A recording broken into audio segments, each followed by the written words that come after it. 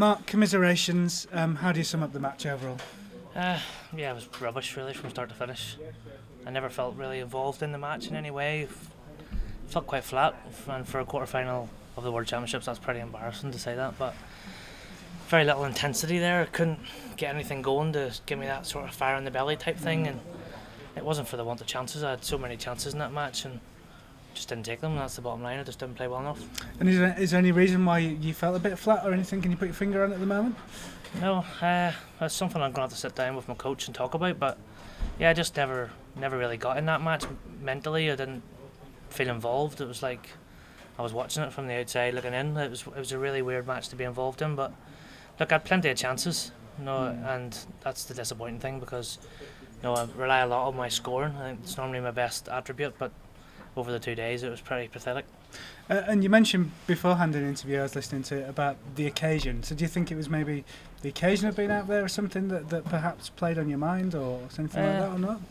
Well, not consciously anyway, No. but I think the thing for me is, I'm 32, but I'm still very inexperienced when it comes to World Championship snooker and these long matches, so I've still lots to learn. It's been 7 years since I've been in the quarterfinals, so if I can just keep knocking on the door and keep putting myself in those big matches in the quarterfinals and hopefully keep getting there year in year out, like the likes of Hawkins and Selby do on a regular basis, sooner or later the door will open, just like any other tournament they do. And you mentioned learning there. What's the biggest lesson you're gonna learn from that experience?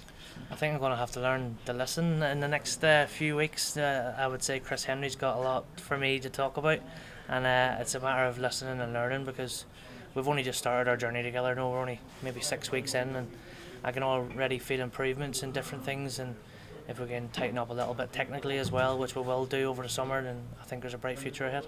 And a word for Kyren, just how well did he play? I don't want to take too much away from Kyren because he's just battered me 13-6, but he'll need to play better because I had so many chances and I didn't take anywhere near enough of them. If he gives, obviously Trump or Higgins next, I think it is, if he gives them the same chances, I expect them to take them a lot better than I did, but he's in the semi-final and he's been improving every match, so I expect Kyren to get better. He's a big occasion player, nice lad to go with it, so wish him all the best. Because you had a warm chat at the end, what did you say to him?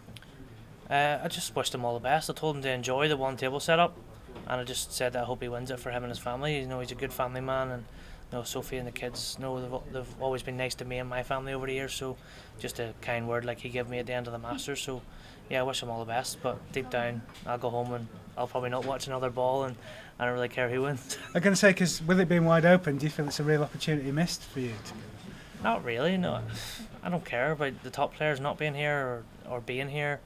If I play well, I can win the tournament no matter who's in front of me, so I didn't see that as any bigger obstacle, because Ronnie and Selby were the two big names that are already away home, and I just didn't play well enough. If I play well, I've got a chance no matter who I play, and if I play like that, then I'll get beat.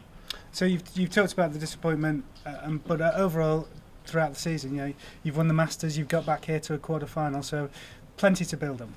Plenty to build on, and I think sitting here, I've got a debate of the World Championships, but not so much about that match. But I feel like I've so much to learn, and in the 6 weeks me and Chris have been working together, he's opened my eyes to a lot of things, so there's just exciting times ahead. And I think next year in particular I can sort of rise up the rankings quickly, because I've had a terrible year last year, so the way the rankings work now, I've got very little to defend, and I expect big things next season. Thank you. It's always going to take, when you sort of work with a new coach, and there's, like you say, a lot of new stuff, it's difficult to expect it all to kick in just a few weeks, isn't it? It is, but he didn't give me anything major to work on, just little things, because obviously you can't change anything technically in such a short space of time, but it was more the mental approach, which I felt was really good here this week. I just didn't play well enough. That's the bottom line. If my mental side was very good, I was relaxed when I was out there, didn't feel overly nervous, but I just didn't perform in the quarter-final, and that's the bottom line. Do you think it'll be a tough one to take in the summer? In the quarters, had a great chance to go back to one table. Not really. No, there's it's one game in a long, illustrious career, so I'm not going to be too worried about one match. Disappointed now. I want to be in the semi-final. I'd love to get back to that one table setup, but I know if I keep working on the right things in the practice table, the one table setup's not too far away. So yeah, disappointed now, but it's not the end of the world. I get to go home now and see my little daughter and the rest of my family, and good times ahead. Betfred, proud sponsor of the World Snooker Championship.